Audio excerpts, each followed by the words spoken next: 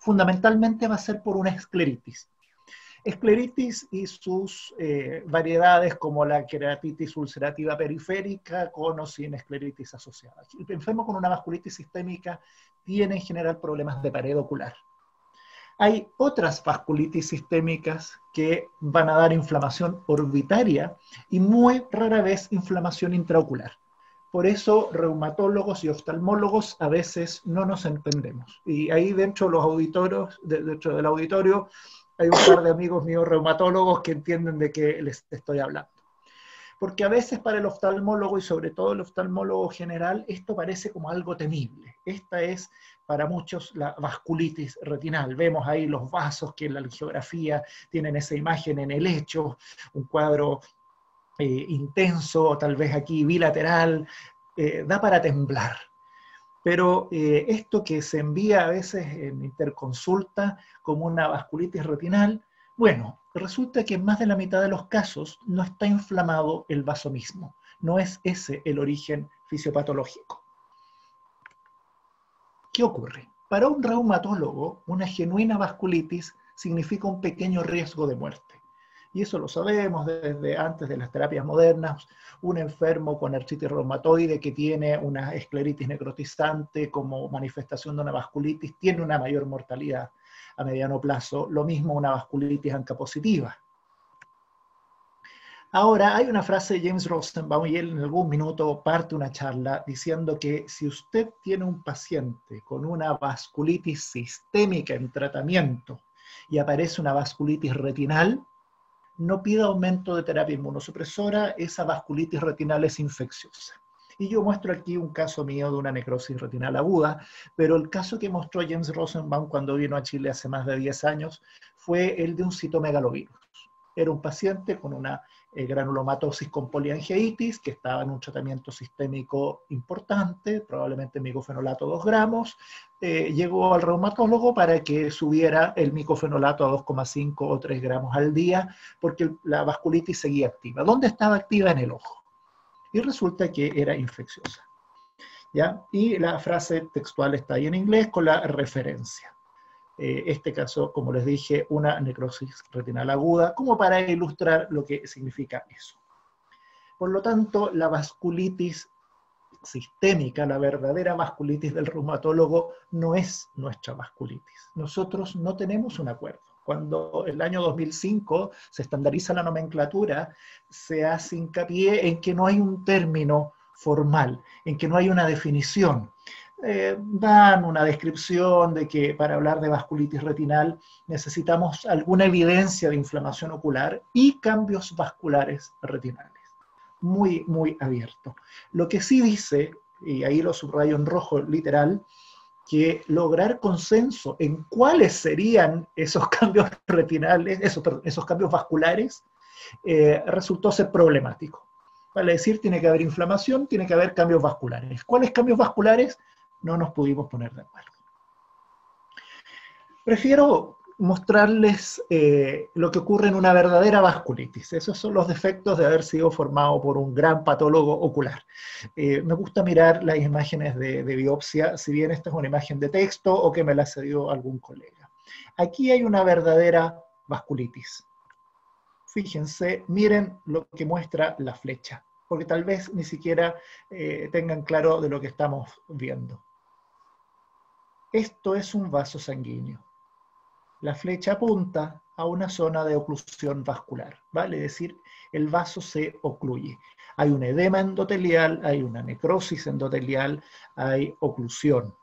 La segunda flecha, hemorragia, vale decir, la rotura de la pared permite la extravasación de glóbulos rojos.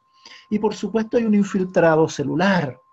Hay inflamación, pero esa inflamación afecta la pared del vaso sanguíneo.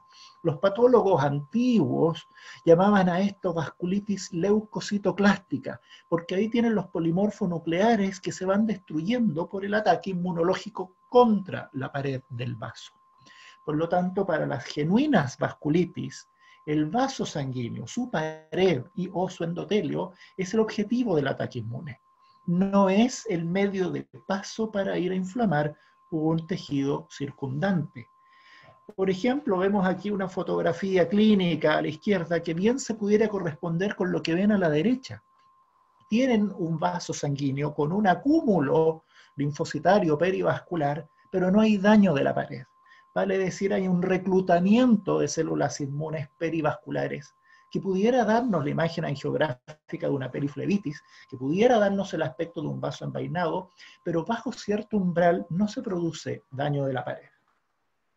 Para ilustrar esto y las demás preguntas, les voy a mostrar casitos. Los casitos siempre nos enseñan mucho, sobre todo porque son reales. A esta chica la conocí hace ya 10 años. Consultó por un poquito de visión borrosa, le costaba mucho manifestar sus síntomas, decía que había un poquito extraño, que lamentaba si había sido muy exagerada en venir, que pensó que le iban a dar un anteojito de descanso o unas gotitas. Su oftalmólogo que la atiende en primera instancia enciende las alarmas. Tienen ustedes ahí un cuadro con un vítreo claro, con hemorragias sectoriales en territorios vasculares, algunas de ellas superficiales, tienen envainamiento perivascular, alteraciones del calibre, fundamentalmente venoso. Si ven el ojo derecho, tenía una zona donde se aprecia clínicamente una oclusión en un territorio venoso, vale decir, palabras mayores. Entonces uno dice, ¿será esto idiopático? ¿Qué tiene este enfermo? ¿O qué tiene esta enferma? Bueno, depende de dónde estemos. En India levantarían todos la mano y dirían que eso es tuberculosis. En Estados Unidos dirían que es sarcoidosis. Yo desde que era residente escuché que en Bolivia había una gran prevalencia de enfermedad de Eales y que pudiera estar eso relacionado con una mayor prevalencia de tuberculosis. Todavía no he tenido la fortuna de ir a Bolivia, no sé cuánto de esto es verdad o mito. En Arabia Saudita el ejemplo máximo de esto sería un BC y tal vez en cualquier lugar del mundo, aunque menos probable, un lupus. Entonces alguien diría, bueno, estudiemos qué hay, estudiemos esta vasculitis. La persona que la recibió mandó a esta enferma tanto al hematólogo para descartar una trombofilia, como por el reumatólogo. El primero en revisarla es el hematólogo, que hace un estudio que sale negativo para trombofilia, pero le pide algunos exámenes para reumatología, que es incrementado por el reumatólogo y sale todo normal. Entonces me la envían diciendo eso, nos dice el oftalmólogo que hay una vasculitis retinal y nosotros no le hemos encontrado nada. Ahí está la pregunta. Dice por ahí, ¿idiopática? ¿Quién se lo cree? ¿Quién se cree eso que sea idiopática? Bueno, veamos. Se descartó aparentemente una sífilis con una prueba treponémica. Es lo que está haciendo la American Uveitis Society hace algunos años, el screening reverso. Primero les piden una prueba treponémica, que tendría mayor sensibilidad, y después ver los títulos con una no treponémica. La prueba de tuberculina fue de 0 milímetros, por lo tanto, en nuestra población, que tenemos la vacuna, la BCG, es menos de lo esperado para una chica de 30 años, que es VIH negativa, con una función renal normal, orina normal, anticuerpos antinucleares y anticitoplasma de neutrófilo negativos, niveles de complemento normales, función pulmonar impecable. Pongo sin cambios porque había una dudosa historia de una asma infantil o hiperreactividad bronquial, y de hecho la niña andaba tan bien como en la época infantil en que se hacía sus espirometrías de rutina. Si estuviéramos en un auditorio de verdad, más de alguien habría levantado ya la mano y diría, bueno, aquí hay una sarcoidosis, ¿no es cierto? Hay una vasculitis, el candle wax dripping, eso parece una vela derritiéndose, tiene un PPD, una prueba de tuberculina en 0 milímetros, solamente falta la enzima convertidora. Bueno, pero ¿y a dónde le voy? Le pido radiografía de tórax, le pido un PAC, le pido un PET scan, ¿hasta dónde voy buscando una posible sarcoidosis? La verdad es que no fuimos muy lejos, se le sugirió un TAC, pero la niña empezó a tomar la prednisona, la cetoprina, y empezó ahí, sí, ya me lo voy a hacer, ya me lo voy a hacer, y después no había para qué hacerlo, porque después de casi 3 años decide suspender toda la terapia con la cetoprina en perfecto estado de salud ocular. Se embaraza, un embarazo a término, bebé sano, niño sano, a estas alturas tiene 9 años, y hasta el día de hoy, remisión completa, agudeza visual perfecta en ambos ojos, ningún estigma. Entonces me quedó la duda, dije yo, ¿será realmente idiopática? Tal vez debería haber ido detrás de la sarcoidosis. Bueno, no estoy tan seguro.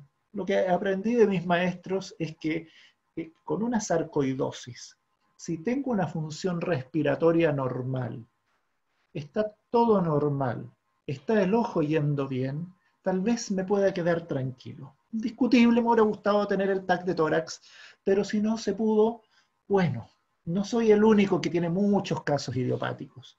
Está aquí la serie de James Rosenbaum para demostrar que con grandes recursos en el primer mundo y gente muy calificada, de sus 207 vasculitis, 75% de los casos no tenían asociación sistémica.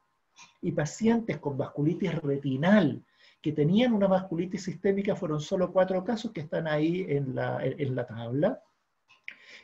Un caso con granulomatosis con poliangiitis, ex-Wegener, un caso con una vasculitis del sistema nervioso central, que sería idiopática, pero que involucra no solamente el ojo, y 2 granulomatosis con poliangiitis de tipo eosinofílica, o sea, poco frecuente. Por lo tanto, si encuentran pacientes con una vasculitis retinal, no esperen que haya una vasculitis sistémica, ¿ya? Por lo tanto, James Rosenbaum, gran cantidad de pacientes con estudio negativo. Y si vamos a ver otras series, aquí hay una comparación entre los pacientes de Nebraska, ya se imaginarán que está Juan Dong Nguyen metido ahí, de vasculitis oclusivas, y fíjense que aquí es distinto. En India tienen tanta tuberculosis que para ellos habían más casos de tuberculosis que de BSET. Mientras que los poquitos casos, los 20 casos en Estados Unidos, fundamentalmente idiopáticos y solamente 5 pacientes con un lupus, ¿ya? Es un poco extraño, ¿no? Uno cuando piensa en vasculitis retinal oclusiva se imagina que va a tener la enfermedad de SET como primera prioridad. Se dan cuenta que no siempre es así. Segundo caso clínico. A veces me pestañea por ahí el chat, sé que habrá algunas preguntas, pero Ramiro me ha pedido que las deje para un poquito más adelante. Caso número 2. Esto es un cuento cortito, lo llamo historia de terror porque fue de terror. Es un chico que en esa época tenía mi misma edad, esto han pasado unos 7, 8 años, que consultó para entopsias en ambos ojos, visión 20/20, la verdad es que perfecta. Traía un estudio básico, porque venía derivado de alguien más, con una bioquímica sanguínea normal, y un engrasamiento mediastínico. Con eso ustedes ya se imaginarán cosas, ¿no es cierto? En la radiografía de tórax se veía un engrosamiento mediastínico, por lo tanto, daba la impresión de que esto era fácil. ¿Ya? Y bien puede haber sido esta su angiografía, con un poquito de filtración segmentaria venular en uno de los 2 ojos eran más o menos parecidos, más sutil que esto, y bueno, esto olía a sarcoidosis, tenía cara de sarcoidosis, entonces se lo mando a un broncopulmonar muy reputado, que le parece también que puede ser una sarcoidosis, y decide hospitalizarlo para tomar una biopsia. No había lesiones cutáneas, tenía solamente la uveitis granulomatosa, tenía el engrosamiento mediastínico, se le hizo una tomografía que yo nunca vi, donde se mostró que los mejores ganglios para biopsiar tenían riesgo de punción de los grandes vasos, si es que se hacía por la vía respiratoria, por lo tanto se programa una videotoracoscopía y se hace una biopsia, que arroja la muestra que tienen ahí a vuestra vista. El problema es el siguiente. Al segundo día de la videotoracoscopía, el chico es un sangrado pleural. Por lo tanto, hubo que ponerle una trampa de agua y quedó hospitalizado una semana. En esa semana se infectó, hubo que darle tratamiento antibiótico de amplio espectro porque fue una infección intrahospitalaria y se pasó 3 semanas hospitalizado y se gastó una pequeña fortuna.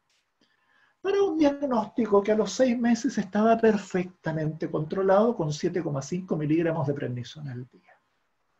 Entonces yo digo, si me hubiera quedado con el diagnóstico de una uveitis idiopática, probablemente este chico lo habría pasado mejor. Y entonces salió la siguiente pregunta. ¿Hay algo más inocente que un granulomita? Inocente, absolutamente inocente. Fíjense que cuando vemos esos nódulos de Keppe, vemos esos precipitados queráticos granulomatosos, no hay sinequias. La agudeza visual era de 20 vigésimos. A veces sube un poquito la presión ocular y como las oitis son hipotensivas, normalmente no se disparan las presiones en el corto plazo. Y aquí viene uno de los temas que yo les planteé para provocar. Resulta que ese inocente macrófago está estudiado que se puede comportar de maneras muy diferentes. Me imagino que los que no hacen uveitis no estarán familiarizados con esto, pero se describen varios estados intermedios, al menos 4, en la conducta de un macrófago, entre el extremo M1, que está pintado de verde, el proinflamatorio, y el macrófago tipo 2, que ahí está en el lado rojo, y que tiene propiedades antiinflamatorias. Ocurre lo siguiente, cuando el macrófago es buena gente, cuando está poco activado, va a tener una tendencia a formar granulomas, a no liberar una gran cascada enzimática, a tener un metabolismo aeróbico. Pero cuando ese macrófago que está ahí en rojo se pone de mal humor, así como Hulk se pondría verde, se polariza hacia el extremo M1, en que cambia su metabolismo, y cambia su metabolismo a anaeróbico, además para poder producir grandes cantidades de óxido nítrico.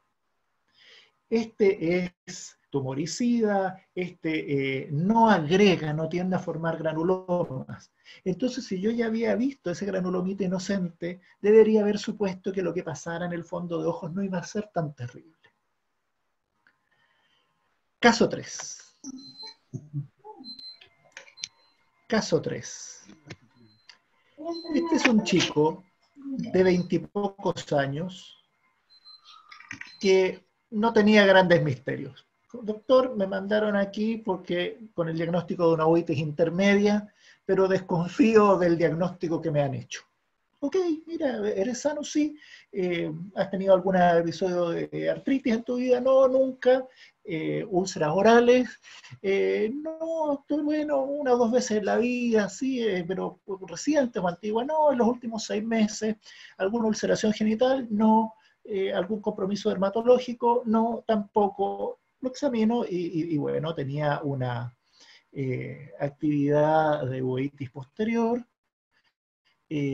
con una vasculitis oclusiva, que después de descartar la infección necesitó 40 miligramos diarios de prednisona, micofenolato 2 gramos al día. A estas alturas ya le había puesto 2 perioculares de triamcinolona y seguía progresando, se seguía ocluyendo. Entonces yo le digo, mira, ¿sabes qué? Tu estudio está negativo, todo el examen infeccioso e inmunológico negativo, pero esto es como si fuera un BSET. Y como el chico no era torpe, investiga y luego me cambia la anamnesis y me dice, doctor, ¿sabe qué? Pasó algo muy extraño, ahora recordé. Yo de más joven, 14, 15 años, me diagnosticaron un herpes genital y me dieron aciclovir y después de 2 semanas se me pasó. Y después lo volví a tomar, lo volví a tener un par de años después, volví a tomar aciclovir y no se me pasó. Y duró como 2 o 3 meses. Encontré muy raro porque yo en esa época no había iniciado mis relaciones sexuales. Y luego me dijo que había tenido una alergia en sus piernas muy extraña, que lo habían picado los mosquitos, a pesar de que no había visto los mosquitos. Y la primera vez le dieron clorfenamina y a las 2 semanas se habían ido las picadas en las piernas, pero la segunda vez no se fueron con clorfenamina y tuvieron que darle prednisona y con la prednisona se fueron. Entonces los pacientes reinterpretan su anamnesis. Si ustedes ven una vasculitis oclusiva retinal, tienen que pensar en BSET. Eso es el default. Por defecto, vasculitis oclusiva, sobre todo en un varón y sobre todo varón joven, es un BSET. Y el chico no me dio los criterios porque no los pensó desde el punto de vista médico hasta que le puse toda la información encima. Entonces, Claro, no era una alergia a las picadas de zancudo, era un eritema nodoso y era la ulceración genital del BSET y no una enfermedad de transmisión sexual. Sabiendo ya que es un BSET, este es el escenario del macrófago malo. Ese macrófago que entra en metabolismo anaeróbico, que no forma granulomas, que no se ve y que produce grandes cantidades de TNF. Eso era lo más extraño, cuando uno buscaba el mecanismo de acción de los agentes biológicos, infliximab, adalimumab, si van contra el TNF, que es producido en grandes cantidades por el macrófago. Yo decía, pero si yo los macrófagos no los he visto acá. No se ven, no se ven. Por eso, si ustedes los ven en granulomas, pueden quedarse relativamente tranquilos. Caso 4. Esto es sí o no. Si lo han visto, lo van a reconocer al instante. Si no lo han visto, presten atención. Se ve una exudación como pueden haber visto en muchos diabéticos mal controlados. Pero seamos ordenaditos. La papila está rosada. Se ve un poquito anómala la vascularización que emerge de ella. Vemos como la retina no está normal, en relación a la arcada temporal inferior se ve una palidez que huele a isquemia, hay exudación, hay algunas alteraciones en el calibre vascular, y fíjense que es de predominio arterial. Eso que está ahí no se ve tan bien en esta foto, pero me tienen que creer que la oftalmoscopía sí parecía una dilatación aneurismática de un vaso sanguíneo, y uno las va a buscar al centro de esos exudados que parecen anillos circinados. En el ojo izquierdo, menos avanzado, un poco de lo mismo, un bicho razonablemente claro, ninguno de los dos ojos estaba perfectamente claro, pero eran Geistrassas, y las mismas alteraciones que ya habíamos descrito, solo que con respeto foveal. Entonces esta es una mujer de mediana edad, con un cuadro bilateral, progresivo, y lo que le quieran pedir va a salir negativo.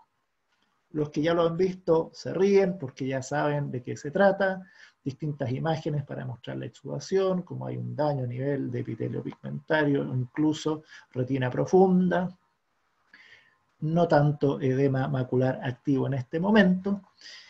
Esto sí es una verdadera vasculitis. ¿Por qué? ¿Qué elementos hay para decir que es una verdadera vasculitis? Hay daño de la pared. Hay daño de la pared. Aquí le puse un poquito más de aumento para que se fijen cómo estaba ese aneurisma, cómo está la irregularidad del calibre vascular. Y para que se dañe la arteriola, tienen que ser palabras mayores. ¿Ya? Ramiro me pidió que abordara un poquito las distinciones que uno hace si la vasculitis afecta principalmente capilaritis, flebitis o vasos arteriales. Para las vasculitis del reumatólogo tiene mucho sentido qué tipo de vaso es. Para nosotros estamos limitados porque todo dentro del ojo se considera pequeño vaso.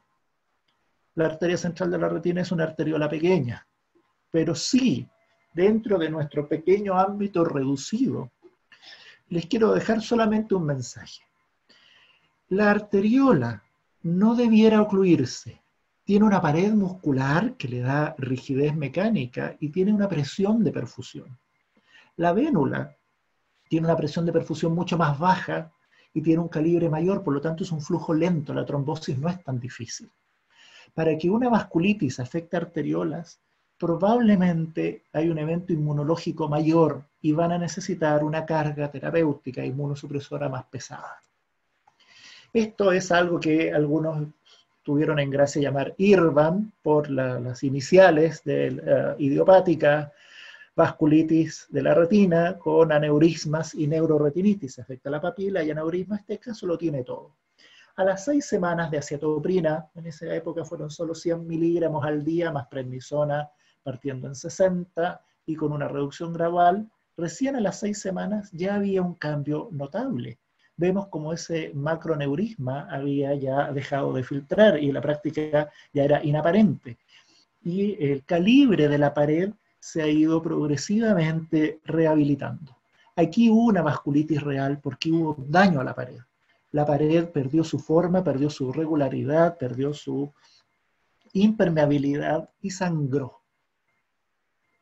¿Ok? Caso 5. Este está en pleno desarrollo, a pesar de que ya vengo un buen tiempo diciendo que está en pleno desarrollo. Esta es una chica de mi edad que llegó con una anamnesis muy clara. Llevo una semana sintiéndome mal y cada día me aparece algo nuevo y me voy sintiendo peor. Era evidentemente una mujer joven, de aspecto de haber sido sana, pero con un marcadísimo compromiso del estado general, con debilidad, con dificultad en la marcha. Y me cuenta que empieza con un decaimiento, con mialgias, a los 3-4 días se agrega fiebre, adenopatías inguinales bilaterales sensibles, y esa era la razón principal por la cual claudicaba la marcha. Además, fiebre. El día anterior agrega poliartralgias y es clara en decir que hace unos pocos días le han aparecido múltiples pequeños escotomas bilaterales. Esta es la foto más precoz que logro obtener de ella, que fue unos pocos días luego de recibirla, porque esta chica llegó, como siempre debe ser, un viernes a última hora. Difícil, un viernes a última hora. No sé si tengo la agudeza visual anotada por ahí, pero esto se adivinaba en el fondo de ojos. Se veían esas pequeñísimas manchas tipo algodonosas que permitían adivinar algún cierre capilar. Entonces tenemos a una mujer con un síndrome inflamatorio generalizado, con un compromiso del estado general, con adenopatías. Y bueno, ¿cómo nos apeamos acá? Fíjense cómo hay un aumento en la zona avascular de la fobia, cómo aparece un segmento vascular atemporal de la fobia, unos 1,5, 2 diámetros discales de oclusión vascular, probablemente de una rama arteriolar. Aquí en el ojo izquierdo la agudeza visual 0,4 y un importante aumento de la mancha ciega a expensas de una zona isquémica yuxtafobial. Bueno, ¿cuál fue la conducta? Aquí no estamos jugando y es importante que empiecen a tirar la puntería. Alteración general, cuidado. Alteración arteriolar o de la dependidura arteriolar en la retina, grave. Esto no es la periflebitis periférica, aquí hay un compromiso de polo posterior, aquí no son los vasitos más débiles de dependencia venosa, son arteriales. Por lo tanto, señorita, usted pase ahora inmediatamente a su casa, haga su maleta y se me va a la urgencia, tiene aquí mi número de teléfono y que el médico de urgencia me llame. Porque aquí hay que descartar infección. El modelo no falla. Los 3 tipos simples de todo cuadro inflamatorio ocular son infeccioso, no infeccioso y síndromes enmascarados, sean estos neoplásicos o no neoplásicos. Difícil un síndrome enmascarado neoplásico con una semana de evolución. Pero no es tan difícil una infección. ¿Qué infección? Qué raro. Por lo tanto necesita evaluación por infectólogo, cultivos y todo tipo de exámenes. Que en el caso de ella incluyó una punción lumbar que estaba alterada.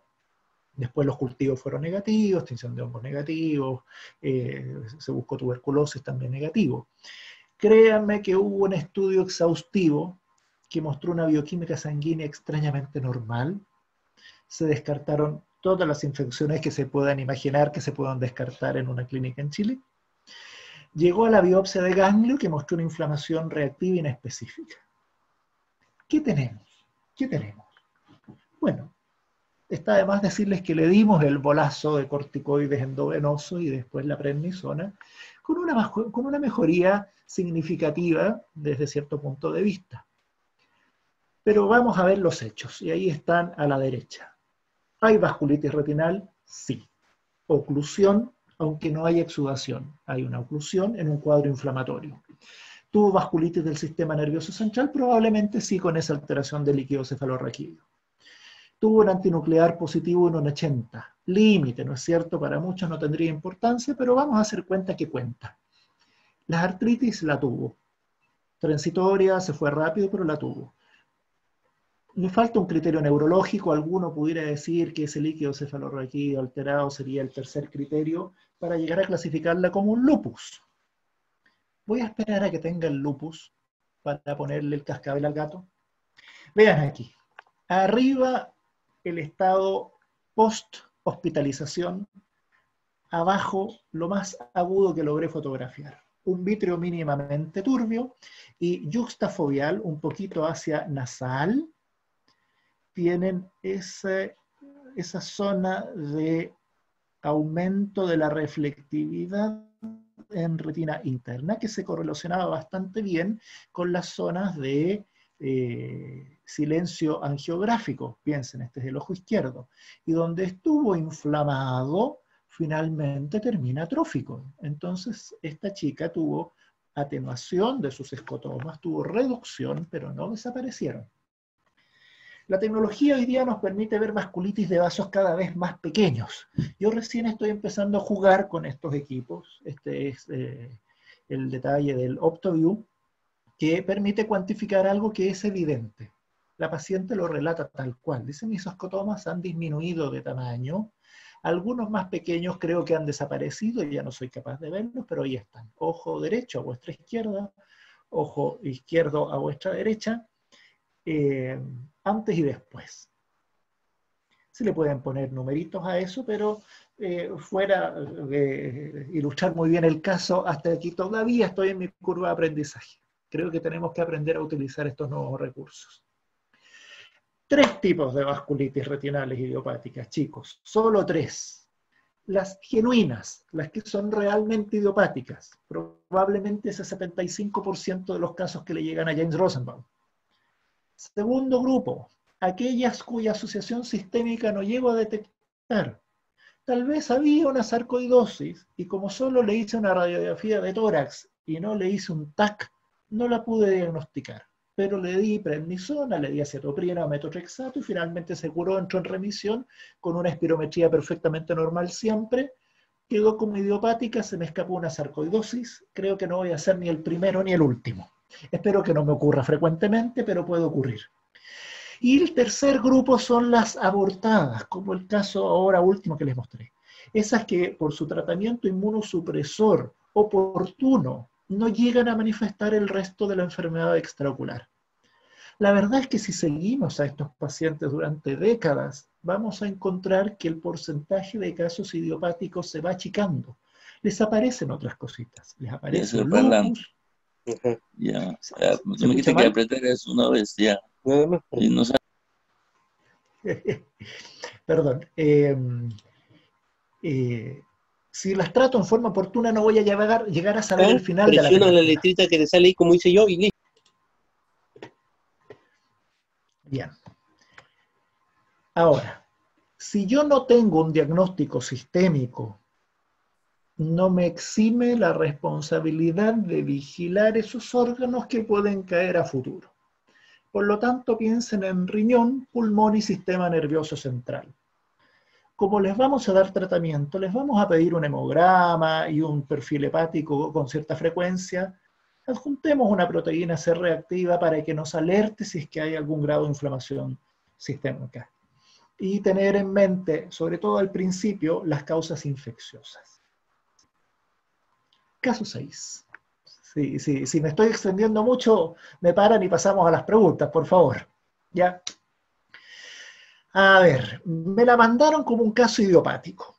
Este caso llegó al hospital de la Universidad de Chile y me dijeron, mire, doctor, tiene esta vasculitis idiopática, la chica le hemos hecho muchos estudios y uno dice, caramba, ¿cómo tan idiopática con tanto daño? Ojo derecho tiene una cicatriz macular, se ven muchos vasos exangües en medio periferia y el ojo izquierdo apenas se ve un poquito mejor. Si quieren tener una mejor visión del panorama, ojo izquierdo con su angiografía, filtra la papila, filtran los vasos, hay una importante oclusión en periferia temporal, pero este ojo todo el mundo lo percibía como un ojo que estaba fantástico, tenía visión 0,8. Este ojo, ustedes ya se imaginarán, con esa cicatriz 20-400 excéntrico, y está activa la chica y activa intratratamiento. Entonces esta chica es sana y es idiopática hasta que no aparezca un cuantiferol positivo. Entonces yo le dije a mi buen amigo Ramiro que iba a hablar de ILS y otras vasculitis. Y la verdad es que no voy a hablar mucho de ILS porque es un término que no está tan bien definido. Nosotros hablamos de un ILS cuando hay una vasculitis oclusiva idiopática, pero por ahí algunas personas dicen que estaría relacionada probablemente a la incidencia poblacional de la tuberculosis. Y eso que al principio nos parecía solamente una casualidad epidemiológica, probablemente no sea casualidad. Los modelos animales para causarle uveitis a las ratas necesitan un coadyuvante. Aparte del antígeno, cualquiera sea IRB, ya me voy a acordar de la sigla, del Interphotoreceptor Binding Protein o la proteína S100, etcétera, etcétera. Cualquier antígeno retinal que ustedes usen para generar una uveitis en rata, necesita un coadyuvante que acostumbraba a ser el ayudante de Freund. Vale decir, bacilo tuberculoso cocido. El modelo experimental con el que yo trabajaba utilizaba lipopolisacárido más ayudante de Freund. Y el ayudante de Freund es esta segunda señal, es un potenciador de la respuesta inmune efectora para que no vaya hacia tolerogénesis, sino que sea efectora, y ese lo adquiere uno cuando tiene que defenderse de una tuberculosis. Por lo tanto, quien tiene una tuberculosis latente probablemente tiene estímulos inmunológicos para gatillar esa uveitis con vasculitis, que de otra manera estaría latente. Y ahí viene la activación de ese macrófago del que yo les hablaba, que se transforma en mala gente, y que empieza a producir niveles altos de TNF, de factor de necrosis tumoral. Entonces, por favor, en una chica como esta, con una vasculitis oclusiva que parece idiopática, es posible que terminen dándole biológicos, como un casito de veces que pasó por ahí, porque el biológico es el mejor, perdón, voy a ser más riguroso, es más eficaz y es más rápido que el corticoide y otros inmunomoduladores en detener la progresión de la enfermedad en polo posterior de un BSET. Y eso es porque el TNF está en niveles altos, como también lo va a estar en un paciente que se esté defendiendo de una tuberculosis extrapulmonar o una tuberculosis latente. Por lo tanto, si a un paciente como la chica de esta foto le van a dar un anti-TNF, cuidado, probablemente, si tienen la posibilidad, doble test, una tuberculina y un IGRA, cuantiferón, ELISpot, TB-spot, para tener certeza de que no hay una tuberculosis oculta. Caso 7. Para los más jóvenes, para los residentes puede haber una dificultad. ¿Por qué hay tantos vasos aquí? Esta es una angiografía con indocianina verde para mostrar que hay algunos vasos aquí que demuestran hiperfluorescencia. ¿Hay aquí una vasculitis? Yo creo que no la hay. Esta foto es de un trabajo donde está Mochizuki y Herbert comparando poblaciones en Suiza y Japón con VKH. Y en un VKH manejado con dosis bajas de corticoides, uno ve alteraciones en la angiografía con indocianina. ¿Alguno de ustedes me va a decir que ese grupo tratado con bajas dosis, que evolucionó al Sunset Glow, tenía una vasculitis en la coroides? ¿Alguien diría que el VKH es una vasculitis? Yo creo que no. Filtración angiográfica no implica vasculitis. Simplemente implica mayor permeabilidad vascular que puede estar inducida por la inflamación del tejido circundante. Caso 7. Este caso lo mostré en Lima este mismo año, en marzo, antes de que la epidemia o la pandemia nos tuviera todos encerrados. Es una chica con un melanoma metastásico que entró en inmunoterapia. En estas inmunoterapias se antagonizan con un agente biológico los mismos mediadores que utiliza el ojo para mantener su inmunoprivilegio. Y algunos hacen una uveitis. Y esta chica hizo una uveitis muy similar a un BKH. Pero anduvo muy bien con su inmunoterapia. Con la inmunoterapia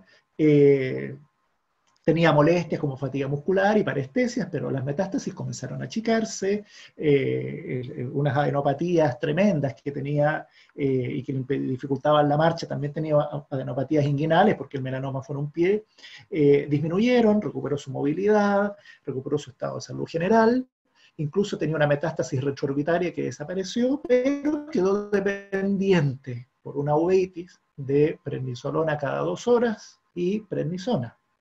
Su polo posterior, impecable, ambos ojos, pero la angiografía panorámica muestra algo que para muchos sería una vasculitis. ¿Qué importancia le damos a esta vasculitis retinal periférica? Tal vez no es una verdadera vasculitis, tal vez es simplemente filtración en periferia, como son algunos casos de uveitis intermedia, tal vez la mayoría, que no van a ocluir vasos. El motivo de poner este último caso, ya no hay más, ya no los canso, es responder a una inquietud que me plantearon para esta presentación, que es valorar la importancia de la angiografía panorámica.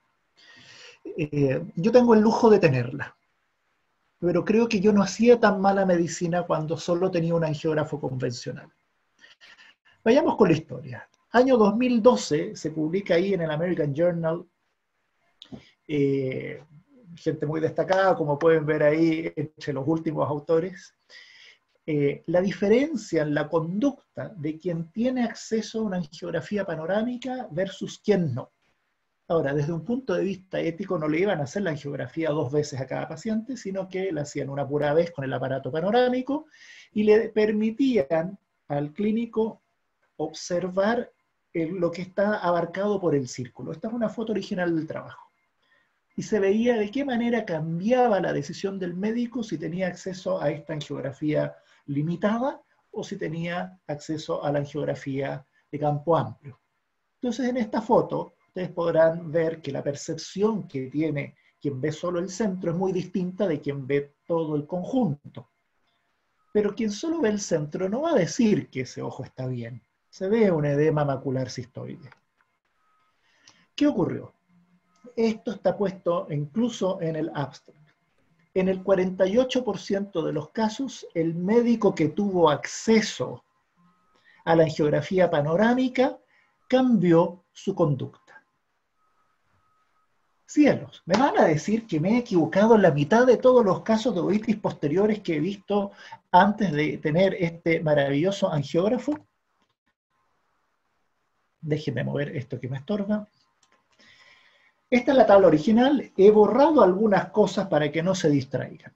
La columna de la izquierda muestra los casos con actividad de la enfermedad.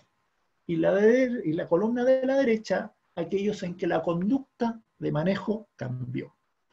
Vemos cómo se compara en el recuadro rojo el cambio de conducta en el que ha visto además la angiografía de un 48% y aparentemente esto es estadísticamente significativo. Pero que alguien me explique esto, por favor. Tómense su tiempo para mirarlo. Cuando solo veo y fíjense la flecha celeste, cuando solo tengo acceso a la angiografía pequeña, encontré actividad en el 51% de los casos. Cuando me dejan ver todo lo demás, agrego un 12%. En un N de 43 son 5 pacientes, o sea, hay 5 pacientes que me pareció que ahora sí están activos. ¿Y por qué entonces termino cambiándole la conducta al 32% de los pacientes? Que alguien me lo explique. Porque 5 pacientes no eran estadísticamente significativos. Entonces, mira, solo tuve 5 pacientes más que estaban activos, pero le voy a cambiar la conducta a 15. Por favor. Vamos a otro estudio. Este está más interesante. 52 ojos en que comparan el área filtrante, el área obtenida con 9 campos versus la panorámica, entendiendo que la angiografía panorámica en una sola foto abarca un poco más que los 9 campos que están construidos con una cámara habitual. Solo 2 ojos tuvieron mayor área de filtración en la fotografía compuesta que en el Optos. 22 ojos filtraron más con el Optos que con la convencional, pero en la mitad de los casos tenían un área de filtración comparable. ¿Ya? Comparaban Optos versus Topcon, una cámara convencional de muy buena calidad, y tienen ahí la diferencia. Cuantitativa, sí, las áreas de filtración eran más grandes en el Optos, pero ¿en cuántos de estos ojos cambió el concepto? Solo en 2 ojos de los 52, o sea, un 4% de diferencia conceptual. Vale decir, en uno veo lo mismo pero más pequeño, en otro veo lo mismo pero más grande. Aquí muestran fotos del mismo estudio, a la izquierda, cómo las superficies medidas son distintas, pero el concepto no cambia. Y el detalle, a la derecha sí, porque la máquina convencional tiene menos contraste en las fases tardías, mientras que el sistema del Optos, como es un Scanning Laser Ophthalmoscope, al ser confocal logra deshacerse de esa fluorescencia de fondo y dar una imagen de mejor calidad. Por lo tanto, ahí sí hay un espacio para obtener una imagen de mejor calidad. Pero llegar a la periferia no es tan importante. Tenemos aquí un estudio de la India que nos muestra que en 200 ojos, una buena cantidad, ahí está detallado el perfil, la mayoría venosas, algunas mixtas y arteriales muy poquitas. Como ya les dije, tiene que ser muy agresiva una vasculitis para afectar arterias. Solamente un 12% tenía compromiso exclusivo en zona 3. O sea, estamos hablando de alrededor de un 10% de casos que se nos pueden escapar si no tenemos la angiografía panorámica. Porque el que importa es el compromiso en zona 1 y 2, que son los que tienen el odds ratio más grande de hacer neovascularización, que aquellos que solo tienen vascularización en, 0,3, en zona 3. Vale decir, cuando estamos yendo a la extrema periferia a buscar cosas, buscamos cosas de poca importancia clínica. Como puede ser esto, un foquito periférico e inferior que tal vez no lo vería con un fotomontaje, pero que tal vez no modifique tanto mi conducta clínica. Me aporta porque lo tengo. Me voy a morir si un día no lo tengo, me las arreglaré. Entonces, para ir cerrando esto y abrirnos a preguntas, me interesa mucho el estatus de los macrófagos porque si veo granulomas es poco probable que tenga oclusiones. Las clasifico por etiología solamente en 3 tipos. Ustedes ya saben de alguna manera la clasificación clínica, infecciosas, no infecciosas y síndromes enmascarados, pero las que son idiopáticas, hay algunas que son realmente idiopáticas, otras fallé, tengo un falso negativo, y en otras impedí que dejaran de serlo. Me las arreglo si la angiografía de campo amplio, sí, pero si la tengo la uso, y me encanta. Y finalmente, vasculitis retinales, ya no las diagnostico más. Y no las diagnostico más por esta única y simple razón, que yo pensé que a Sudamérica no iba a llegar nunca el problema. Me escribe una paciente, me dice, le envié un correíto, porque de los remedios que usted me recetó, primero Imuran, que hizo una intolerancia marcada, y luego metotrexato, el seguro me rechazó, le hace el reembolso de los medicamentos, diciendo que no hay tratamiento para la vasculitis retinal. Y esto es algo que yo había escuchado en Estados Unidos, que las compañías aseguradoras no reembolsaban ningún tratamiento para vasculitis retinal porque no había ningún tratamiento autorizado para ello. Por lo tanto, a contar de hoy, todas las llamo uveitis posterior no infecciosa crónica y entre paréntesis, para mí, pongo con vasculitis retinal. Ahí está la clasificación clínica, infecciosa, no infecciosa y síndromes enmascarados, que lo coloco como un homenaje a mi maestro Jan Deschamps, que me enseñó el manejo práctico de las uveitis en la Universidad McGill y es el primer autor de este trabajo. Bien, conversemos. Eso es todo. Muchas gracias, Enzo. Realmente creo que lo que nos has mostrado da lugar a que tengamos mucho que opinar, ¿no? Y yo quisiera invitar a este auditorio que nos acompaña a tomar la palabra. En todo caso, permíteme comenzar preguntándote, ¿cuándo es que tú fotocoagulas, Enzo? Mira, te agradezco que me lo preguntes a modo personal, porque he andado buscando normas y la norma no existe. Y cuando no hay norma es porque no está adecuadamente estudiado. Y yo les digo a mis residentes que lo que yo haga les tiene que importar un carajo. Si estuviéramos en México, es decir, me vale madres. Por eso te agradezco que sea una pregunta personal. Mira, para retinopatía diabética está más o menos bien demostrado cuál es el punto en que hay ventaja de hacer la fotocoagulación. En qué minuto tú sigues observando y en qué minuto tienes que tratar. Eso no está estudiado para el sangrado, para la hemorragia vítrea en una vasculitis. Tampoco está claro que ese tejido isquémico genere inflamación. Uno sospecha que sí, que un tejido que está necrótico puede liberar estos patrones de daño celular y potenciar la respuesta inmune. Pero nada me garantiza que la lesión térmica, que el láser, va a disminuir eso. O sea, por un lado tengo el beneficio de que no voy a tener una retinopatía proliferativa, y por otro lado no sé si voy a tener el beneficio antiinflamatorio.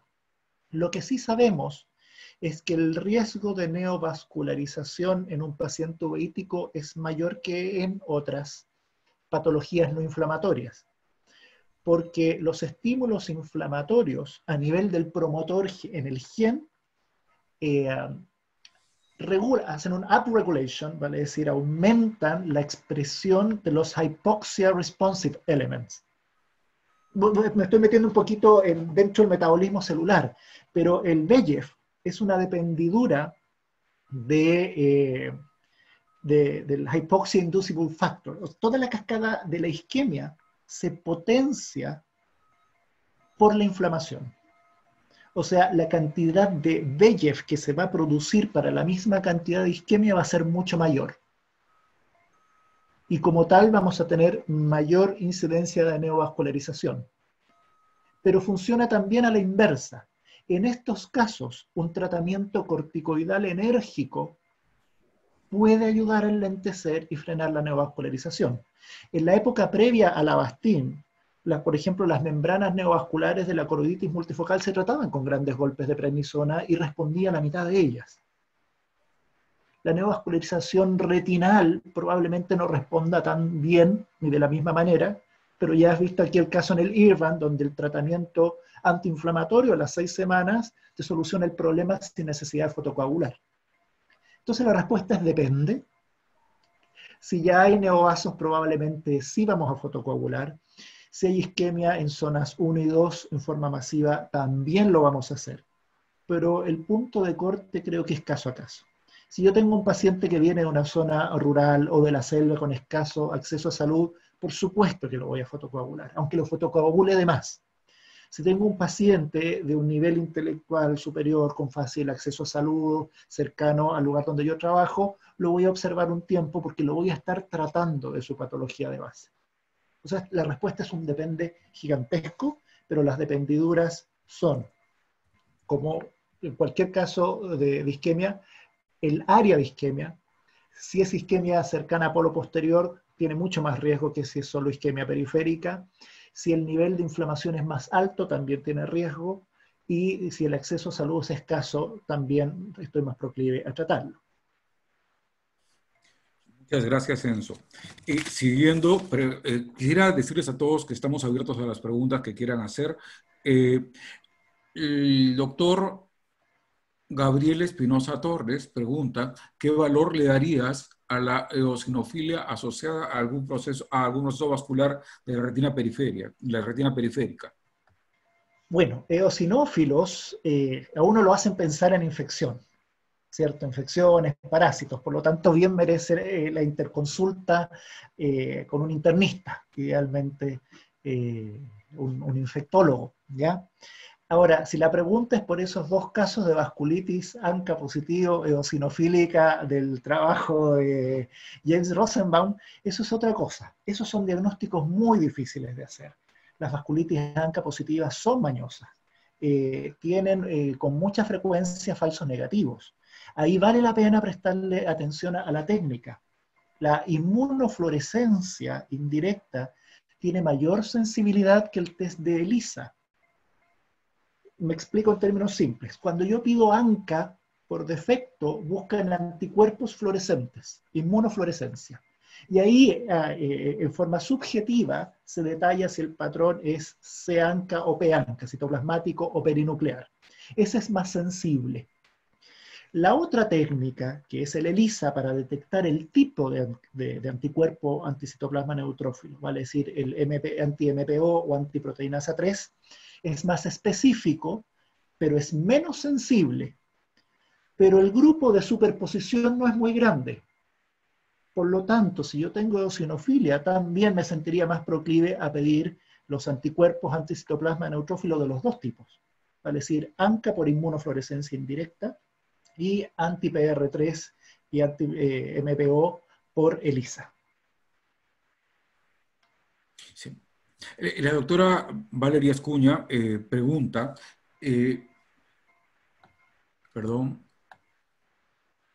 pregunta si es que asumes que se trata de una vasculitis de etiología no determinada, asumo yo idiopática, ¿qué dosis y qué medicamentos son los que tú usas habitualmente para iniciar la terapia?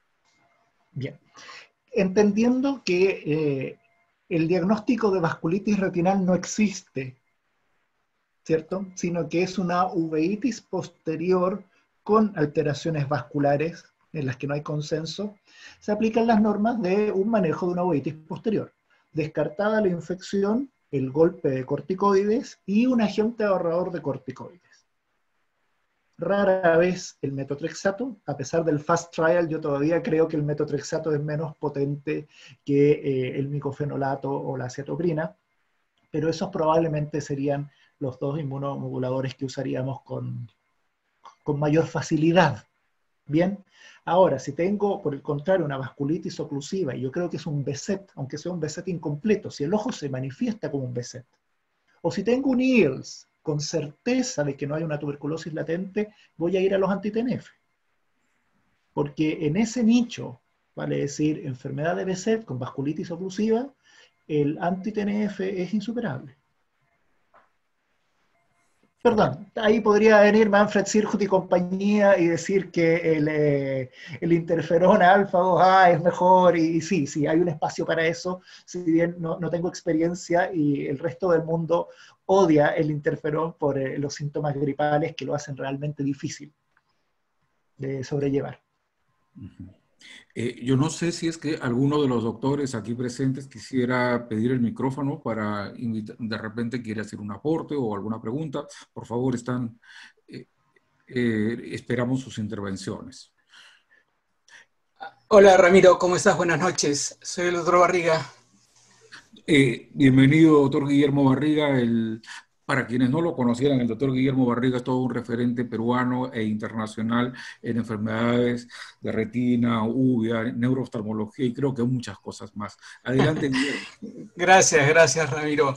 Enzo, te saludo. ¿Cómo estás? Me ha encantado tu charla. Esa simplificación que has hecho de las vasculitis, realmente me ha encantado. Y yo quería hacerte una pregunta relacionada con lo que aprendí hace muchos años con un profesor de histología, fíjate, que para él también las vasculitis se clasificaban muy fácilmente, pero desde el punto de vista histopatológico, por las imágenes que presentaste en tus primeros casos, ¿no? Él decía que la explicación de muchas vasculitis estaba en una respuesta de hipersensibilidad tipo 3 que daba lugar a todo lo que se produce clínicamente en una vasculitis, y a las demás, a las que no tenían que ver con esta reacción de hipersensibilidad tipo 3. El tiempo le ha dado la razón a este profesor, te estoy hablando de un profesor de preclínica, Y el tiempo le ha dado la razón porque cuando uno estudia la fisiopatología de muchas vasculitis, termina en esto. Y ahora que mencionabas a los macrófagos, pues yo recuerdo clarito que él hacía referencia mucho a los macrófagos que intervenían en estos procesos, en estas reacciones de hipersensibilidad, y que ahora han cobrado pues mucha más importancia. Tan es así que muchos de los tratamientos que se dan ahora para las vasculitis tienen ese principio. ¿Qué comentario podrías hacernos al respecto? ¿Te parece que muchas de estas vasculitis podrían explicarse por una reacción de hipersensibilidad tipo 3 o tienes otra perspectiva en ese sentido? Hierro, fantástico comentario, fantástico. Mira, yo creo que no soy la persona más indicada para responderte, pero quiero hacer un alcance. La hipersensibilidad tipo 3, complejos inmunes, necesitan un anticuerpo. Y los anticuerpos vienen de los linfocitos B, fundamentalmente, que se transforman en células plasmáticas. Y por eso, hoy en día, el rituximab es tan exitoso para tratar estas vasculitis ANCA positivas que eran de tan mal pronóstico. No tanto tal vez no tanto por la eficacia sobre el macrófago, sino que por su acción sobre los linfocitos que producen los anticuerpos que generan los complejos inmunes.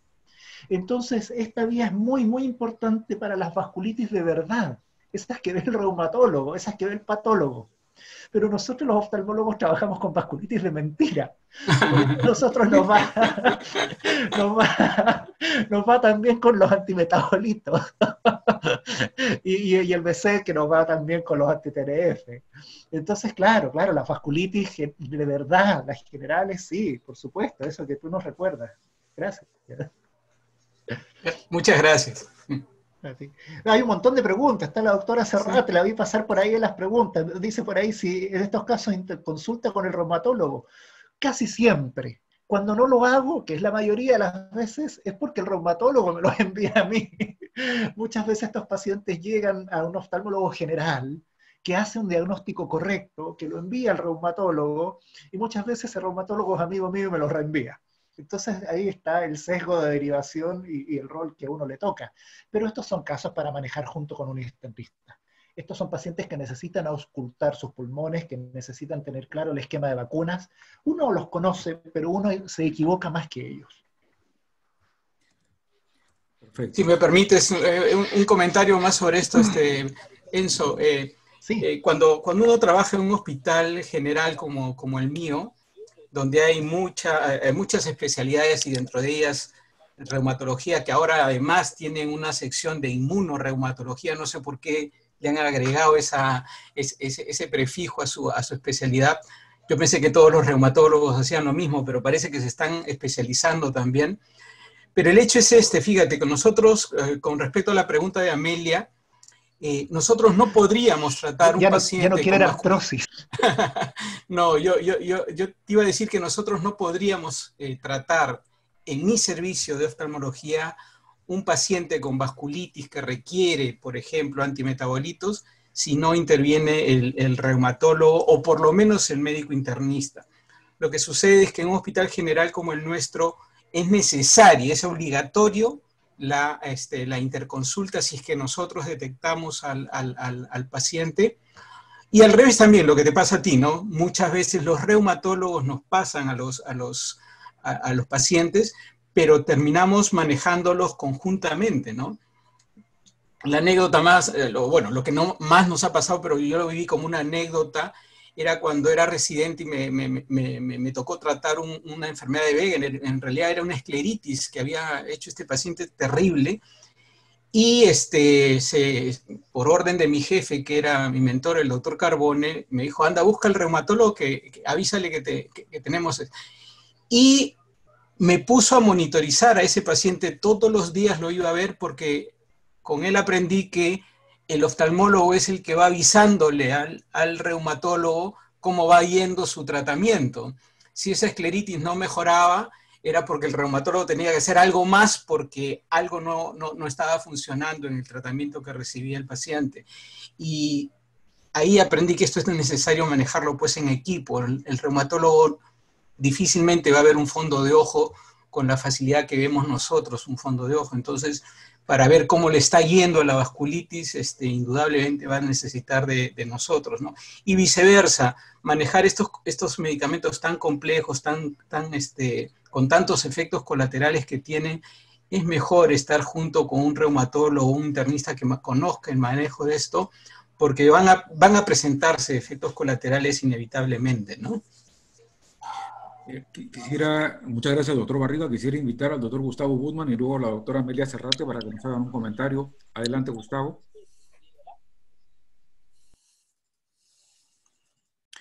Gracias, Ramiro. Me encantó tu charla, Enzo. Felicitaciones, muy divertida, muy ilustrativa, excelentes fotografías. Envidio tus fotografías.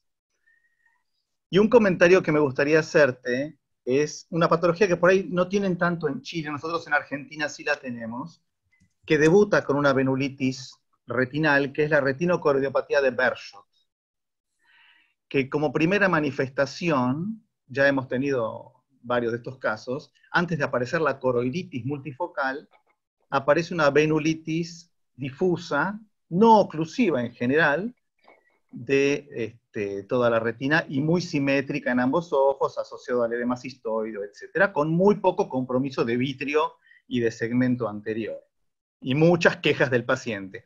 Y esta es una vasculitis que después va a ser muy difícil de controlar con inmunomodulación inclusive, son muy resistentes a los tratamientos. Aquí también tenemos muy poca experiencia con Behçet, pero creo que definitivamente allá ustedes en Buenos Aires, en Argentina, probablemente también en Chile y en los países del norte hay mucha mayor experiencia. Muchas gracias, doctor Gutman. Quisiera ahora pedirle a la doctora Amelia Serrate que nos haga un comentario igualmente.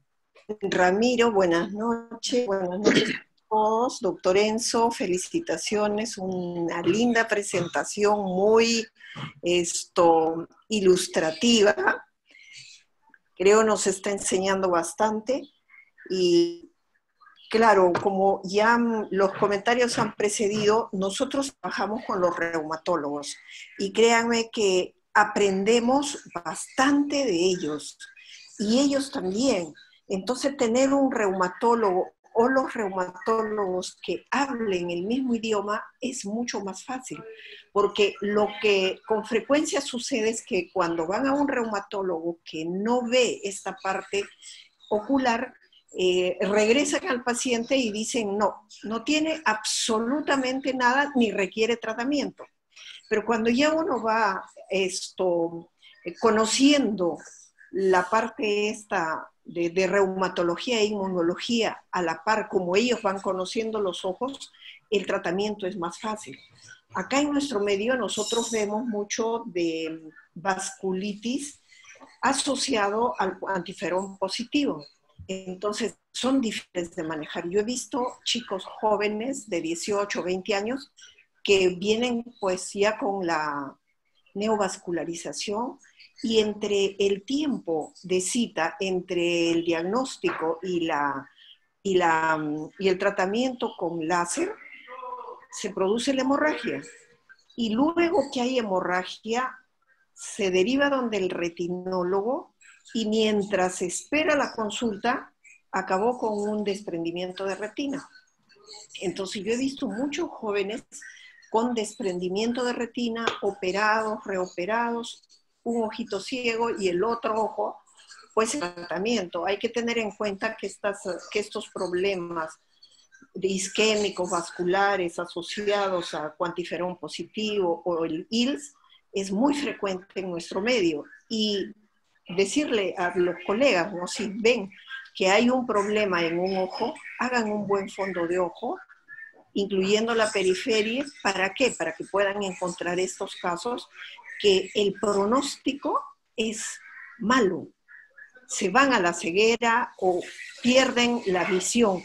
Entonces, lo que yo recomendaría es un trabajo en equipo, un trabajo concienzudo. No son patologías como una conjuntivitis o como esto, una catarata, que puede esperar. Son casos a donde hay que actuar rápido para salvar la visión. Y mucho gusto de escucharlos. Interesante la conferencia. Gracias. Quisiera ahora invitar a la doctora Valeria Ascuña, que desde Arequipa quiere también hacernos un comentario. Buenas noches, doctor Ramiro. Buenas noches, doctor Enzo. Muchas gracias por su plática, muy buena.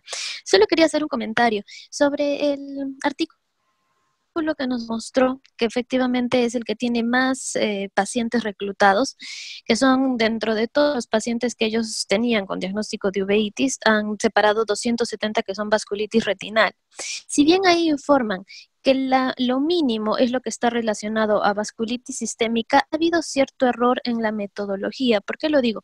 Vasculitis sistémica ellos consideran solamente fueran las vasculitis asociadas a ANCA. Como sabemos, no son las únicas vasculitis. BC es un tipo de vasculitis de vasos variables. Ahí hay un primer error que no la consideran. Segundo, ellos solamente han considerado como vasculitis asociada a ANCA si es que sale ANCA positivo, que usted bien dijo, no todos salen ANCA positivo. Sobre todo si el compromiso es solo ocular, con más razón no va a salir ANCA positivo. Y haciendo, no muestran ese cuadro, pero haciendo... porque ahí muestran números. Infecciosas de 207 solo son 29.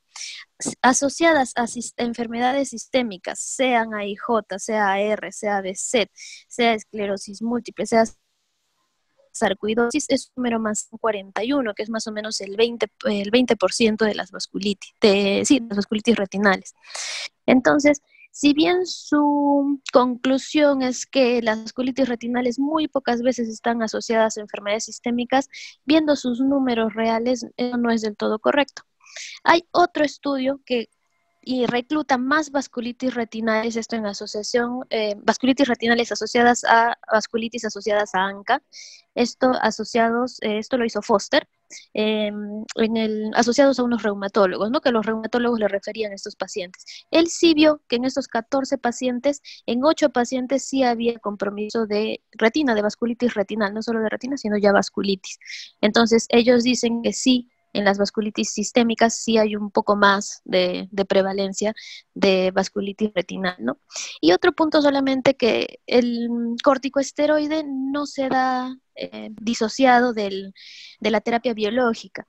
Por ejemplo, puede ser rápida la terapia biológica, pero igual no me actúa en el momento, dependiendo del biológico que se use. Por ejemplo, el anti-TNF, que es el más usado en BCD y el que se ha visto mejor resultados, el resultado en sí yo lo veo desde las 2 a 3 semanas, pero tengo que esperar hasta 6 semanas para ver, entre 6 semanas y 12 semanas para ver realmente cuánto va a funcionar. En cambio, el esteroide, como bien lo damos todos nosotros, sí es desde el inicio, porque es lo que me para la inflamación en el momento. Yo lo doy, si lo doy en pulso endovenoso, me para en ese momento la inflamación, ¿no? Entonces, que como bien usted lo mencionó también, doctor.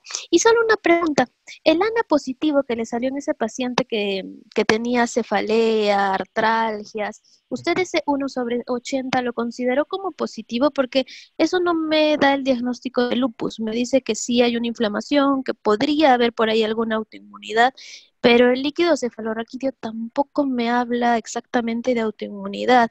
¿Hicieron algún cultivo, algo, pensando de repente en algún proceso infeccioso o viral? Eso sería todo, muchas gracias. Muy bien. A ver, voy a tratar de ir comentando varias de las cosas que has dicho, que son muy al lugar, y te agradezco la profundidad de la lectura de los artículos que mencioné a modo de ejemplo. Hoy en día no debiéramos tener más allá de un 35-40% de etiología idiopática. O sea, si analizamos bien nuestros datos, estudiamos bien a los pacientes y sobre todo, si los seguimos en el tiempo, vamos a encontrar que en 2/3 de los casos vamos a llegar a un diagnóstico. Vamos a llegar a un diagnóstico específico. Acerca de ese estudio inicial con un 75% de idiopáticas, claro, si tú piensas en BZ podrías incluirlo porque tiene un mecanismo vasculítico en el ojo, vasculítico neto, y hay una enfermedad sistémica asociada. Así que es así. Y por eso el otro estudio, que de alguna manera te remite a dónde estás parado. porque si estás en la India vas a tener mucha más tuberculosis. Cada población tiene sus propias patologías, así que de alguna manera esto quiere darle una indulgencia a aquellos colegas que, haciendo sus mejores esfuerzos con los recursos que tengan, descartan la etiología infecciosa y se animan a dar una terapia corticoidal y luego ahorradores de corticoide para salvar la visión del paciente, a veces apagando una enfermedad sistémica que no alcanzamos a notar. Yo creo que esta chica, que el caso de la niña con el síndrome febril, adenopatías, poliartralgias, compromiso neurológico, que no clasifica para un lupus. No sé si tengo un lupus. Si yo me siento a esperar y no la trato, voy a llegar a saberlo en 10 años más. Pero si lo llego a saber y es un lupus, voy a tener que cargar con una gran cantidad de secuelas. Y no sé si se le hizo angioresonancia, no sé si se le hizo un seguimiento. A esta chica rápidamente le dimos los corticoides y se hizo un gran estudio de patología infecciosa. El líquido cefalorraquídeo se estudió en forma intensa. No fue en mi hospital, porque por un tema de cobertura previsional a ella le convenía hospitalizarse en un lugar donde yo no trabajo. Por lo tanto, todo esto fue cosechar información en retrospectiva. Y al final esta chica recibió 750 miligramos endovenosos de metilprednisolona durante 4 días y luego pasó a prednisona y llegó fantástica. Al alta, la vi una semana después, llegó como nueva, caminando erguida, sin fiebre, sin compromiso del estado general. Era otra persona. Era otra persona. Y a poco andar hubo reducción de las lesiones oftalmológicas y sobre todo no aparecieron nuevas lesiones. Entonces me quedo sin saber muchas cosas, porque no pago el precio de ver el final de la película, porque el final de la película, si es triste, me va a dejar una secuela, pero ese caso es absolutamente discutible. Es una hipótesis de trabajo. A esa chica yo la manejo como si fuera un lupus. Es una pacientita en la que voy a estar más proclive a dejarle un biológico del lupus, del lupus, vale decir, más cargadito a los linfocitos B que algo cargadito al TNF, por ejemplo. Y el último comentario acerca, sí, los anti-TNF a veces son más lentos, pero fíjate que uno de los primeros estudios, ya lleva 10 años, el Annals of Internal Medicine, hizo un pequeño trial en pacientes con BSET diagnosticado y los randomizó en sus recaídas a 3 ramas. Una rama era el gramo de metilprednisolona endovenoso, el segundo era 4 miligramos de triamcinolona intravítreo y el tercero era una infusión única de infliximab de 5 miligramos por kilo, que es una dosis relativamente pequeña, solo una. Y el control de los síntomas y la mejoría de la agudeza visual en el grupo infliximab fue superior a los 2 corticoides y fue una diferencia estadísticamente significativa. No es el único trial que ha mostrado la superioridad en rapidez de infliximab sobre distintos tipos de corticoides en BSET. Es un nicho muy restringido, son pocos pacientes, pero es parte de los argumentos que ha utilizado el panel de expertos que recomienda la terapia anti-TNF como primera línea incluso en el BSET. ¿Ya? Debo enfatizar que es infliximab y no los otros anti-TNF, porque al parecer es la vía endovenosa la que permite tener ese éxito comparable. Y si me pides ir a detalles aún más finos, yo creo que no se debieran utilizar en oftalmología los anti-TNF disociados de un antimetabolito. Probablemente sea corticoide la asociación inicial, pero luego, por ejemplo, el metotrexato se ha mostrado recientemente en ratas que aumenta la expresión del receptor fetal de inmunoglobulina. Y eso está en intestino, está en el sistema nervioso central y actuaría como un reservorio del biológico anti-TNF de los que tienen el FC, vale decir, adalimumab, infliximab y golimumab. Por lo tanto, al adicionar metotrexato, no se ha estudiado para los otros todavía que yo lo haya encontrado, pero cuando tú adicionas metotrexato, no es solo que reduces los anticuerpos neutralizantes, sino que efectivamente potencias la recirculación y la vida media de tu anti-TNF de los que tienen el fragmento común, el FC de inmunoglobulina. En fin. Muchas gracias, Enzo. Tenemos 2 comentarios finales. La doctora Vanessa Valderrama y el doctor Iván Bermúdez, por favor. Primero la doctora Vanessa. Hola, buenas noches. Es un gusto verlos a todos y sobre todo verlos también por la coyuntura. Hola, Enzo. Como siempre, excelente. Me encantó tus fotos. Son muy didácticas y siempre me hacen acordar de que siempre cada vez tengo que observar más y la periferia, ¿no? Aunque siempre nosotros recalcamos en ver la periferia y como dijo la doctora Amelia Serrate, siempre en el hospital lo que nos llega bastante cantidad de pacientes, eso como ya mencioné, pacientes jóvenes que tienen la vasculitis y la neovascularización al lado. Y yo aparte de ver ese paciente, y antes de decir que es un ILS, porque teóricamente, como se dice, como la teoría y literal se dice que es una reacción autoinmune por el al bacilo de tuberculosis y bla, bla, bla, yo pienso que, que puede ser una tuberculosis activa. Entonces yo ya lo catalogo como una tuberculosis ocular, ¿ya? Y dentro de mi esquema, para descartar el cuantiferol, el PPD, dentro de mi esquema de que yo estoy pensando que este paciente va a ir al programa de tuberculosis. Ministerio de Salud, porque... No sé si me escucha. Sí, te escuchamos, pero hay alguien que tiene ruido de fondo. Hacer las cirugías. Por favor, apaguemos nuestros micrófonos para que pueda hablar la persona que en este momento está tomando y con el protocolo la palabra. Vamos a ir atendiendo pacientes, ¿no? Renzo, si puedes ayudarnos con los micrófonos. Sí. Adelante, por favor. Justo, ya los cerré. Bueno, entonces cuando yo encuentro un paciente así, lo catalogo de frente, no digo que es un ILS, rápidamente yo digo, es un paciente con tuberculosis ocular probable, y aparte de hacer todo mi esquema para enviarlo probablemente al programa, yo rápidamente, como dijo la doctora, es un paciente que a nosotros será porque son jóvenes y pues el vitrio es diferente en los pacientes jóvenes, la adherencia es mucho mayor a nivel periférico. Yo rápidamente lo programa para un láser. Es una de las pacientes que rápidamente, si yo veo, es un ILS, no, incluso así yo no estoy viendo la neovascularización, sé que ese paciente se me va a desprender y que tiene mucho riesgo. Y yo rápidamente, no pasa ni una semana y le estoy poniendo láser. Porque entre la interconsulta y que regrese con sus estudios, me puede demorar rápidamente por toda la burocracia, puede ser hasta 3 semanas a un mes.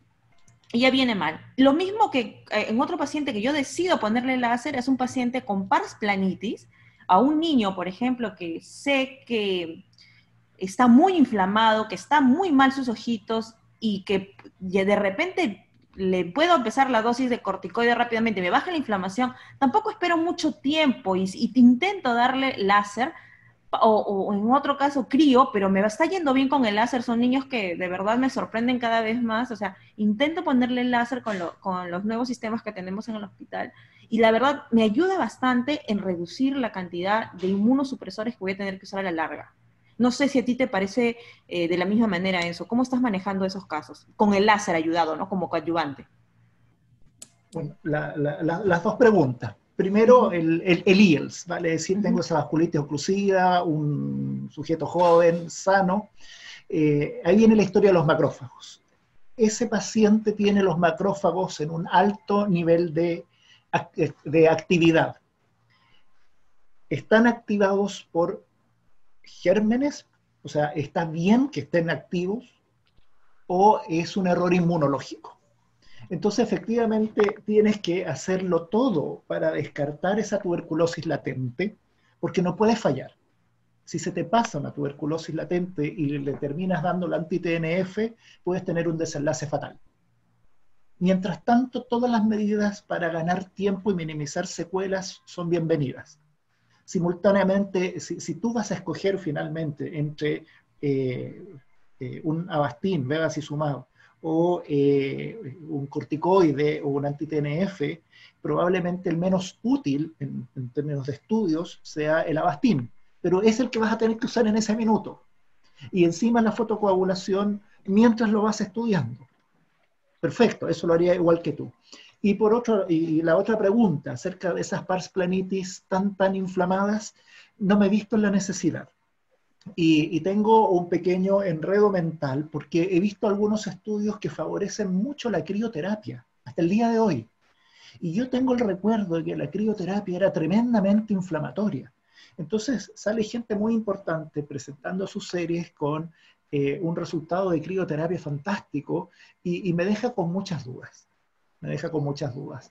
El láser es fantástico. No he tenido que hacer un láser en una pars planitis hace 8 años, tal vez 10 años. Tal vez he tenido suerte, pero esa es la experiencia que me ha tocado. Poquitos niños tan afectados. Ahora ustedes saben, tengo una consulta particular en un barrio acomodado y un hospital universitario que atiende gente de clase media.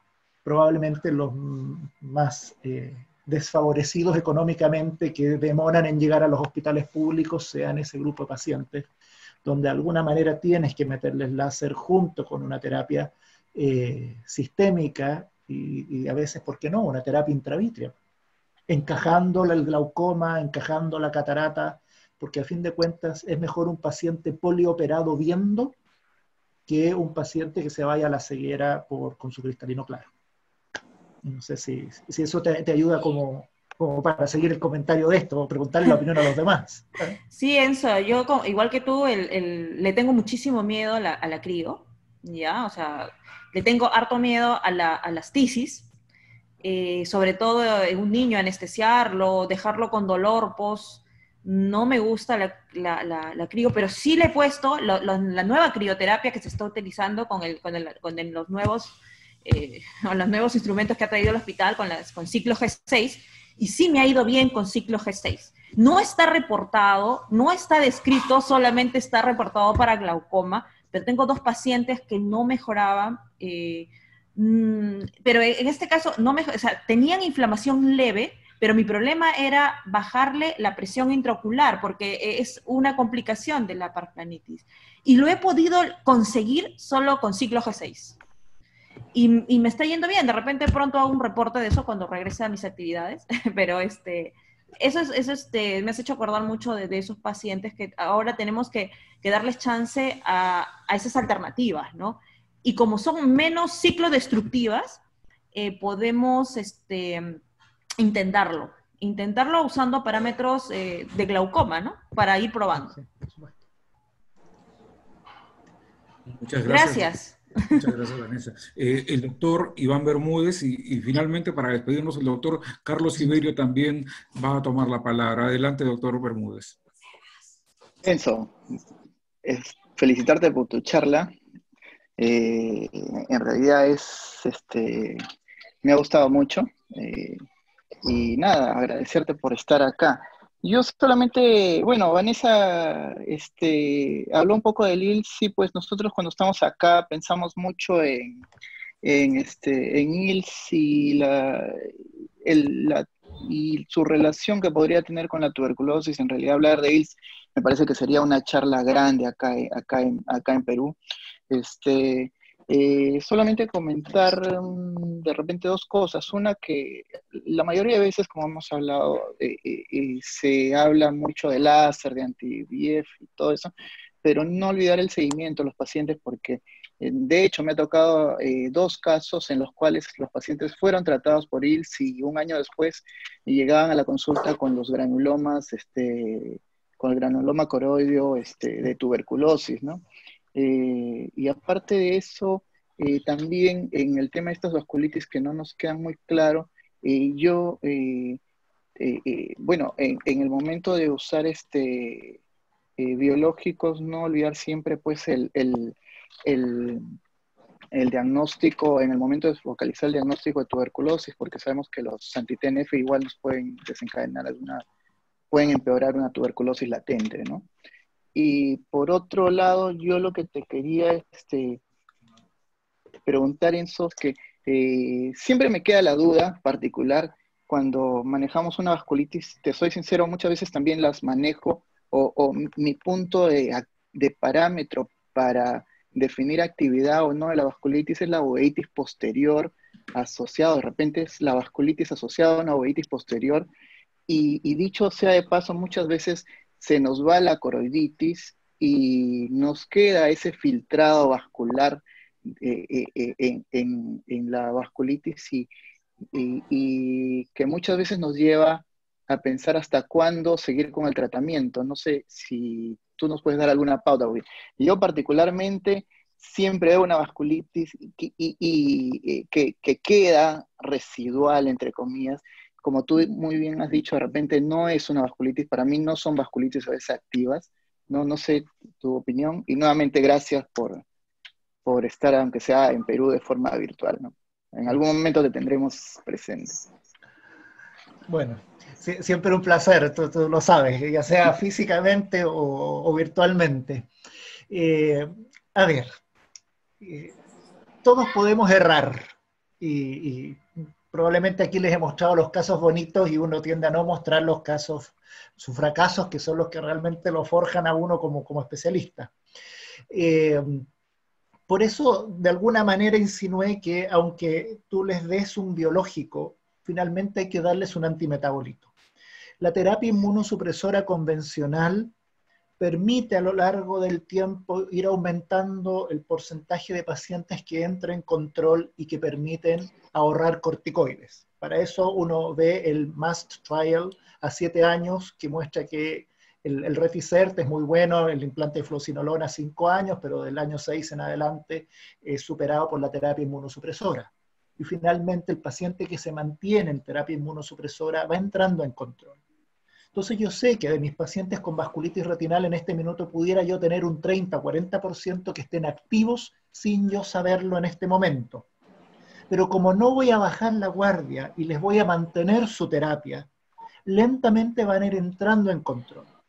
Entonces, esta es la vida real. Cuando ese paciente lleva 2 años tranquilo, clínicamente inactivo, en ese minuto lo tapo de pruebas, porque ese enfermo me cobra la palabra. Cuando yo le digo que una vez que esté clínicamente inactivo, con 0 corticoide, tiene que mantenerse 2 años inactivo para empezar a bajar el tratamiento. Entonces, el día 364 del segundo año, viene el paciente a cobrarte la palabra. Doctor, usted me dijo que después de 2 años que yo estuviera bien sin prednisona, usted me iba a bajar los remedios. Así que vengo para que me diga mañana a cuánto bajo. No. Y ahí tú te frenas.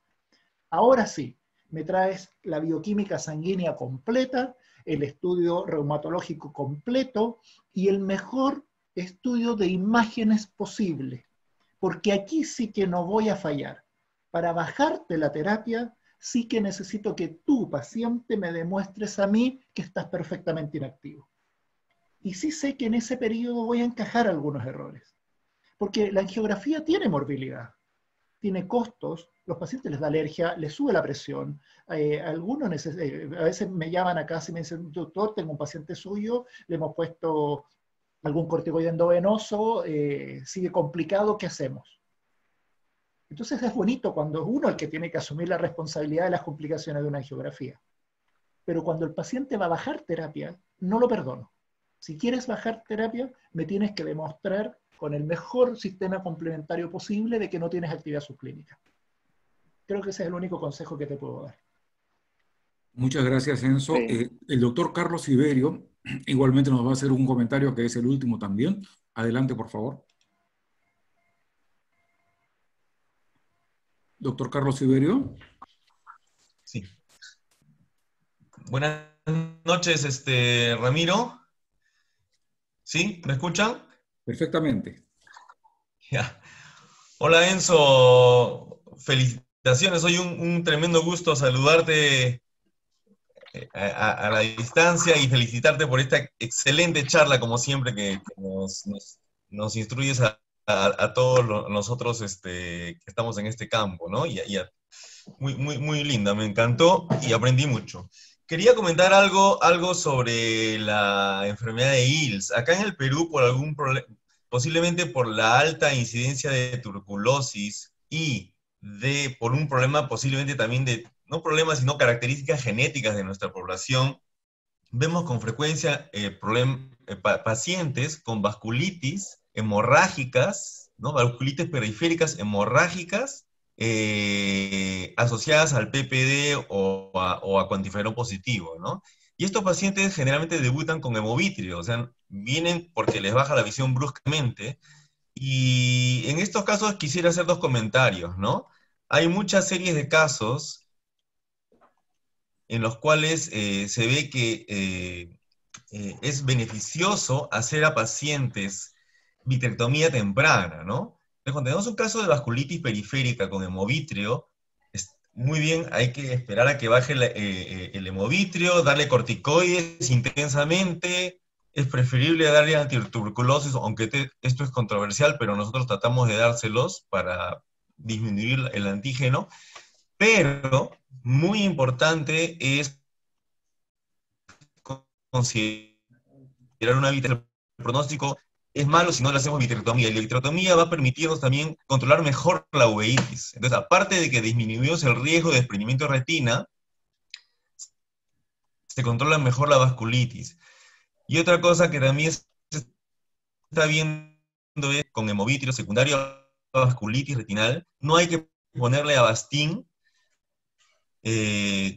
previo a la cirugía, porque se ha visto que eso aumenta la incidencia de desprendimiento de retina reumatógeno, incluso después de la vitrectomía, ¿no?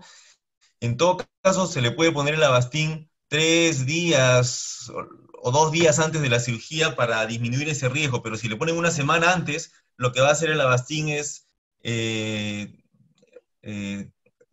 que haya contracción de los vasos, de los nuevos vasos sobre la retina, y va a haber un desprendimiento reumatógeno de retina. Entonces hay varias series también que comparan, ¿no? Comparan pacientes que le pusieron Avastin y que no le pusieron Avastin, y más hacen desprendimiento de retina a los pacientes con Avastin. Me parecía, gracias por permitirme la oportunidad, Ramiro, de comentar esto, porque acá en Perú vemos esos casos con cierta frecuencia y efectivamente muchas veces quedan ciegos porque son desprendimientos de retina muy difíciles, pero si los manejamos bien, muchos de ellos van muy bien en el largo plazo también. Enzo, muchas gracias. No sé si hay algún comentario sobre esto. Tremendo placer de verte en acción, Carlitos. Gracias por la precisión. Efectivamente, cuando yo dije ahí en los comentarios que ese paciente con un IELTS, si necesitas ganar tiempo, le pones un Avastin, fui imaginando que estoy viendo el polo posterior. Si tienes una hemorragia vítrea, el desprendimiento traccional combinado es realmente muy difícil de manejar con muy mal pronóstico. Y todo cirujano vitroretinal ha tenido un paciente al que le puso el Avastin 3 días antes de la vitrectomía, y el día de la vitrectomía el paciente no pudo llegar. Por lo tanto, sí, doble cautela. Muy, muy de acuerdo. Muchas gracias por la precisión y por tu presencia aquí. Enzo, quisiera manifestarte el agradecimiento de todos. Los comentarios respecto de la charla son muy buenos. Estamos contentos con lo que nos has enseñado. Y ahora quisiera, si es que tienes algún mensaje final, invitarte a que nos lo des. Bueno, nada más, agradecer todos los comentarios. Estoy mirando aquí en el chat. Creo que hay alguna preguntita ahí que no respondimos, pero se da a entender qué es lo que uno hace si con los corticoides no es suficiente, o por qué le dimos acetoprina a una paciente que podría haber tenido un BSET.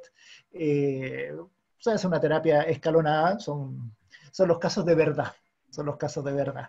El chico ahí que por el BSET le terminamos dando, conseguimos un beneficio económico para que recibiera certolizumab, pero eso se demoró unos 4 o 5 meses porque el costo de los biológicos es muy caro.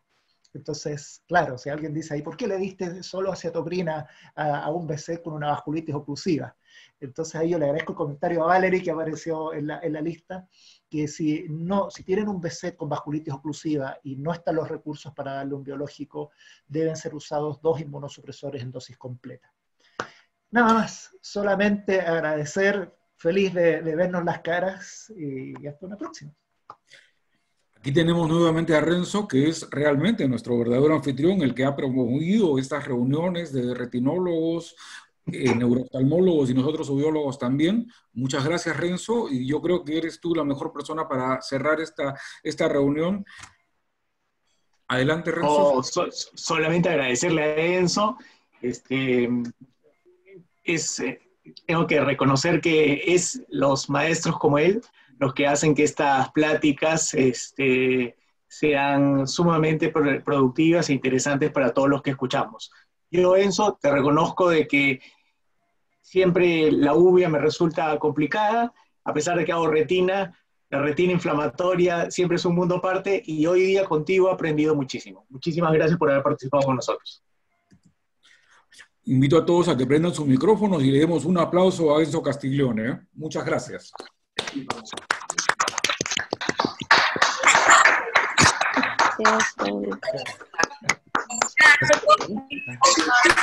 Gracias.